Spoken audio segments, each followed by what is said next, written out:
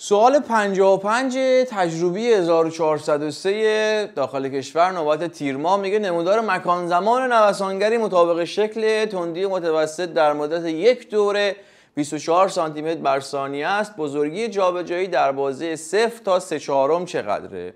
هنوز به تیکه اول سوال کار ندارم، میخوام ببینم این زمانی که من داده چه کسری از دوره تناوب میشه. خب با توجه به این شکلی که داریم میدونی که اینجا 1/4 یعنی تی4 از نظر زمانی که تی4 شده 1/8. خب خود تی میشه 4 برابر این دیگه، 4 تا 1/8 میشه 1/2 ثانیه. حالا میخوام ببینم این زمانی که از 0 تا 3/4 یعنی 3/4 ثانیه، میخوام ببینم چه کسری از دوره تناوبه.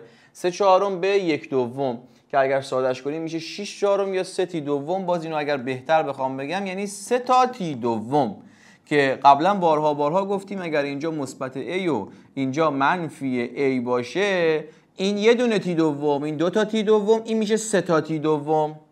پس من توی یه دونه تی2 که از 0 تا 3/4 که میرم جابجایی من میشه چی؟ جابجایی من در حقیقت به اینجا شروعش میشه پایانش میفته اینجا. جابجایی من میشه اینقدر که اگه بخوام درست بررسی کنم از اینجا تا اینجا یه دونه A، از اینجا تا اینجا یه دونه A، پس در مجموع میشه 2 تا A. یعنی من اگر بتونم A دامنه رو حساب کنم ضرب در 2 کنم به جواب مسئله رسیدم. این میشه جابجایی من. حالا طبیعتا این یه تیکه سوال میخواد به من راهنمایی کنه که من بتونم به این برسم. بیام اینجا. میدونی که تندی، نگفت سرعت، تندی میشه مسافت تقسیم بر زمان.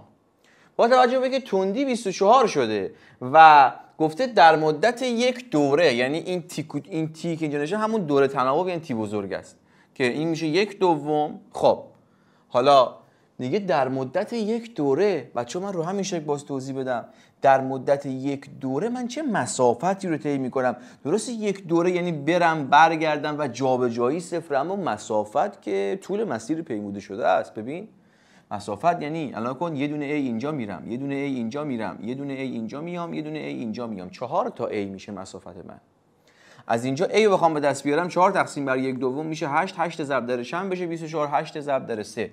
یادت گفتم جواب مسئله من 2A به دلایلی که توضیح دادم. خب A به دست آوردم 3، 2 تا A میشه 6. جواب با قدرت گزینه 3.